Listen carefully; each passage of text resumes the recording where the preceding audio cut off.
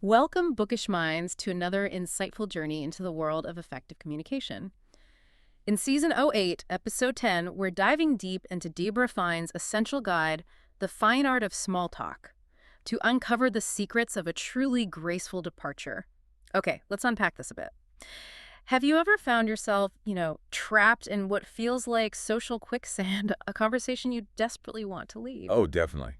Or maybe the opposite problem. Right, like you're so comfortable you've completely forgotten why you even walked into the room in the first place. Exactly. It happens all the time, doesn't it? Yeah. Parties, networking events, even just casual meetups. And Deborah Fine, in the book, she really highlights two main reasons people get stuck like this. Yeah, first, you feel genuinely trapped, especially if it's just you and one other person. Uh-huh. Or you just get too comfortable. Complacency sets in. But here's the kicker, right? If your actual goal is to meet new people, or achieve something specific at that event, or even just circulate, you have to find the courage to move on. And what's really interesting, what Fine emphasizes, is that a proper, authentic farewell isn't just about escaping. It's actually a powerful moment. How so? Well, it can genuinely enhance your relationship with the person you're leaving. It solidifies a good impression.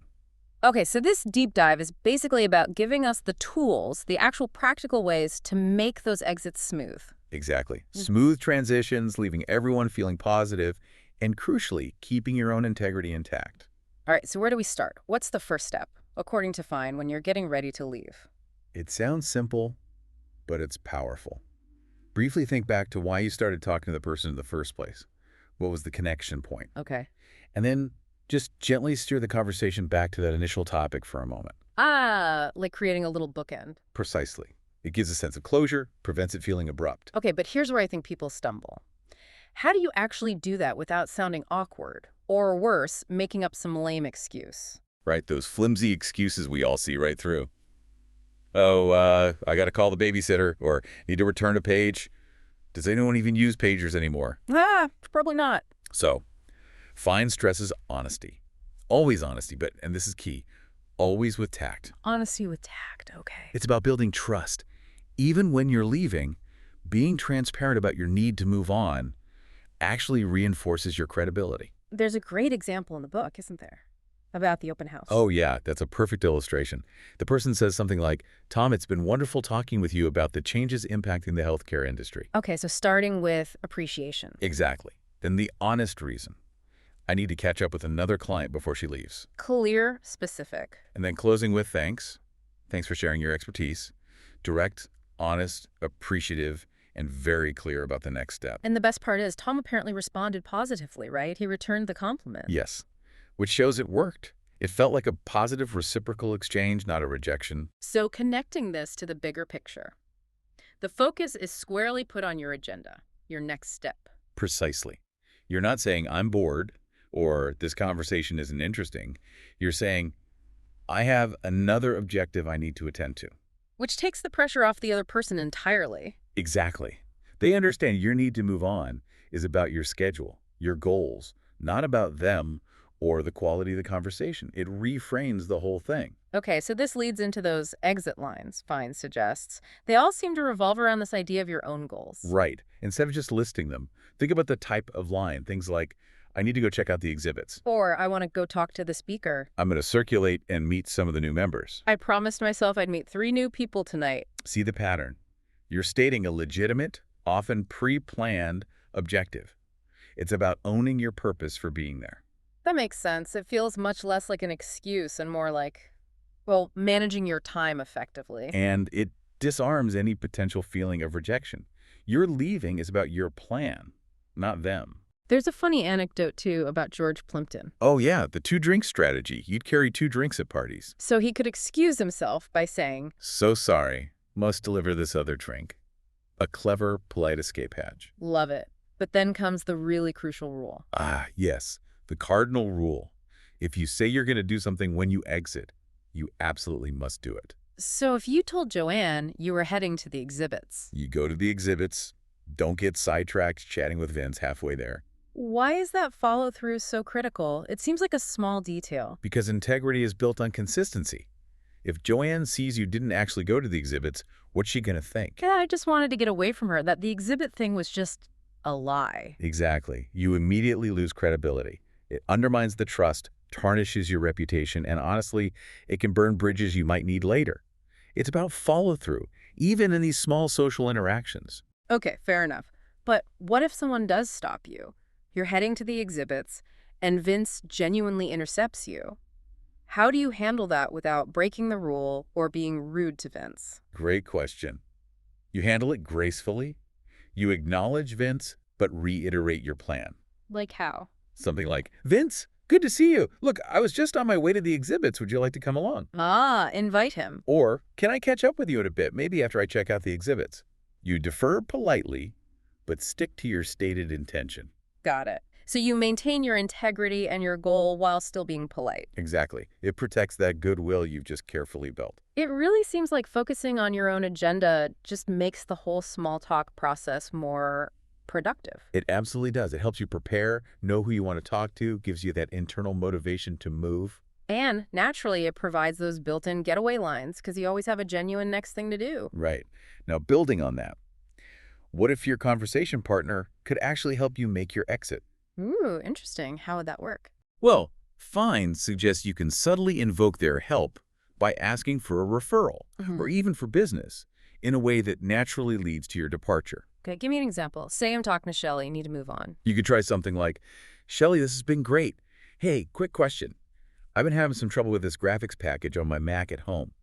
Do you happen to know anyone here who is really good with the PC version? Ah, so you're asking for help finding someone else. Exactly. Shelly might say, oh yeah, Bob over there is a whiz. Or she might say, sorry, I don't know anyone who uses that. Either way. Either way, you have your exit. If she gives you a lead, you thank her and say you're going to go find Bob. If she doesn't know anyone, you thank her anyway. Maybe reiterate you really need to find someone and say goodbye. Clean break. But you got to be genuine, right? Sure. Don't invent problems. Absolutely not. Only ask if it's a real goal or a genuine question you have. Authenticity is key. And this isn't just for business networking, is it? Not at all. Same principle applies socially. Yeah. Maybe you're looking for a job. You could say to someone, let's call him Patrick. Patrick, do you happen to know anyone who might have ideas about where I could look for an engineering role? So you're putting it out there, but also creating an exit opportunity. Right. Patrick might have ideas himself, or he might say, I don't, but Jim, over by the bar, he's an engineer. You should talk to him. Boom. Perfect transition. Thanks, Patrick. Heading over to talk to Jim. Exactly. Yeah. You've gracefully left Patrick. You have a clear destination and an introduction with a built-in conversation starter for Jim. It progresses your agenda smoothly. So the core idea is using the conversation itself, leveraging their potential knowledge or network as the bridge to your next step. Precisely. It could be business, like can you recommend anyone who needs X service? Or social, do you know anyone here who's into hiking? Or who else could I talk to about joining the committee? It provides that purpose-driven reason to move on. Makes sense. Okay, what other strategies does Fine offer? Well, there's the classic changing of the guard. Ah, the group dynamic shift. Yeah. When someone new joins a group you're in and starts chatting, it's often a very natural, time-honored moment for others to discreetly peel off. Kind of an unspoken permission slip. Pretty much. It's usually quick, easy, and goes unnoticed, especially in a larger group. But maybe not ideal for a one-on-one. Generally, no.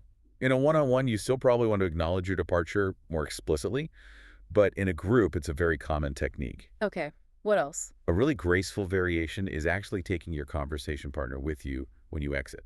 Oh, interesting. So you're not abandoning them. Exactly. You're still focused on your agenda, but you're not leaving them, high and dry. You're being inclusive. How might that sound? Instead of, I need to go meet the speaker, it becomes, hey, let's go meet the speaker together. Or, I see my friend Jennifer over there. Come on, let's go say hi. Or even, Matt is a great guy with a really interesting background in your field. I'd love to introduce you to. Let's see if he's around. So you're facilitating a connection for them or inviting them along on your next step. Yes. And this really encourages active listening from the person you invite. How so? Well, if someone invites you like that, it's a great chance to meet someone new yourself. Or you can always politely decline, oh, you go ahead, thanks, though. But you still feel good about the offer. Yeah, it feels thoughtful either way. It's a win-win. Definitely fosters connection rather than just abruptly ending it. Okay, another point Fine makes strongly is about showing appreciation when you leave. Why is that so important? Seems basic, but maybe we overlook its power. It's powerful because genuine gratitude creates an immediate positive emotional connection.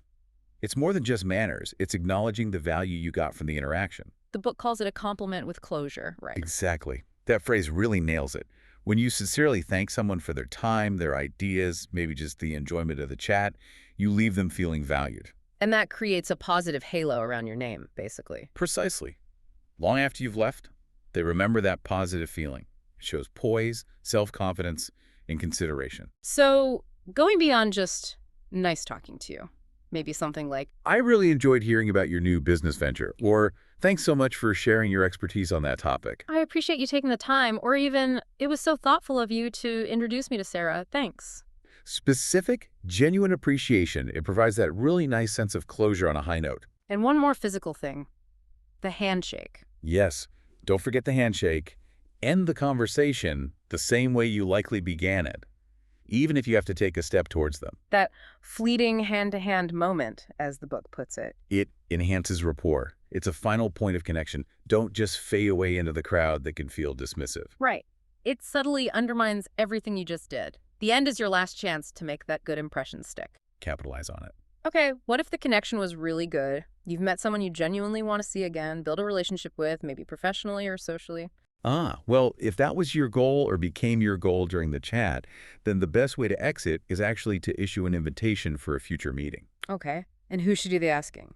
You should. Assume the burden of asking. Don't wait for them. It shows initiative, confidence, and clear interest. Doesn't matter if it's business, social, male, female, take the lead. That takes some courage, though. It feels vulnerable. What if they say no? That's the fear, isn't it? But Fine makes a great point. If you get turned down, try really hard not to take it personally. It's not about you. How so? They barely know you. Yeah. They can't possibly be judging your entire worth based on one conversation. Yeah. They might be busy, leaving town, already committed.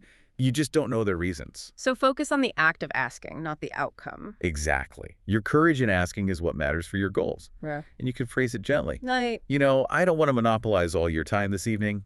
Could we perhaps arrange to meet for coffee later? Or, I'd really enjoy continuing this conversation. Can I give you a call next week to find a good time? Or for business. I hope we can explore doing business together. May I call you in the next few days to gauge your interest? Direct, polite, clear invitation. That's the goal. Okay, one final piece of advice from Fine that seems really important. Always have a destination when you leave. Yes. This is crucial for maintaining that graceful impression you just worked to create. It doesn't have to be another person. Right, it could be the food table, the bar for a drink. Checking on your kids if they're there, heading to the restroom, even just taking a deliberate stroll around the room to say, look at the art or the view. But the key is... Don't look lost. Movement attracts attention. If you just ended a conversation and now you look like you're wandering aimlessly. Uh-oh. The person you just left might see you. And they'll likely feel insulted. Like, wow, they preferred just wandering around and talking to me. It completely undoes the graceful exit. Makes it seem like you just wanted to escape them for no real reason. Exactly. So have a purpose, even in your physical movement after the conversation ends. Head somewhere specific, even if it's just temporary. Wow. Okay, so pulling this all together, developing this finesse with departures. It's not rocket science, is it? Not at all. As Fina said, these are often common sense tips. They're just not always common practice. But mastering them, really internalizing these techniques, it seems like it would significantly boost your confidence and just your overall presence. Without a doubt. And that enhanced poise, that confidence, it makes you a more magnetic, more inviting conversation partner in the first place. So people are actually drawn to you rather than feeling you're trying to push them away, even subtly. It's a skill that really pays off. Absolutely. Across the board, socially, professionally, it smooths out so many interactions. So as you listen to this, what really stands out to you about these elegant exits? Maybe think about how mastering the art of leaving a conversation could actually paradoxically open up doors to better connections and maybe even unexpected opportunities in your own life.